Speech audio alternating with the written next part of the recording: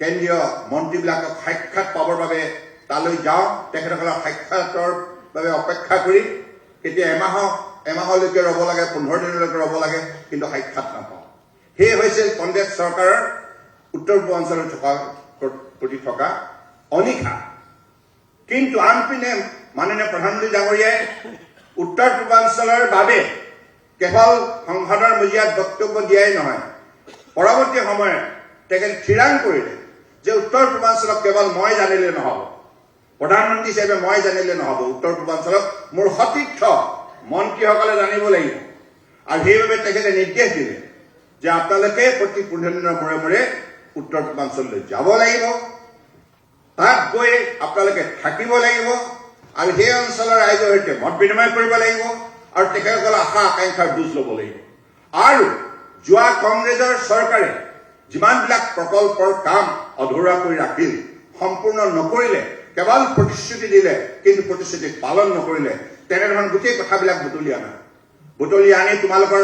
মন্ত্ৰালয়ৰ তৰফৰ পৰা কৰিব লগা যিখিনি কাম আছে তৎপৰতাৰে বিষয়া কৰ্মচাৰীক তাত নিয়োগ কৰি পেলাই সময়মতে ইয়াক সম্পূৰ্ণ কৰা এনেধৰণে নিৰ্দেশনা প্ৰেৰণ কৰাৰ পাছত কেৱল নিৰ্দেশনা প্ৰেৰণ কৰি থমকি ৰোৱা নাই প্ৰতি 3 মাহৰ মূৰে মূৰে কেন্দ্ৰীয় মন্ত্ৰীসকলক একগোট কৰি তেখেতে সোধে যোৱা 3 মাহে উত্তৰ পূৰ্বাঞ্চলৰ ক্ষেত্ৰত কি কৰিলা প্ৰতিবেদন দাখিল কৰা এনেকুৱা এটা দিন গৈছে ভাল প্ৰতিবেদন দিব নোৱাৰাৰ কাৰণে প্ৰতিজন কেন্দ্ৰীয় মন্ত্ৰীক কৈছে তোমালোকে এনেকে কাম কৰিলা মই তোমালোকৰ ভ্ৰমণ উত্তৰ পূৰ্বাঞ্চলত কেৱল পৰ্যটক হিচাপে বিচৰা নাই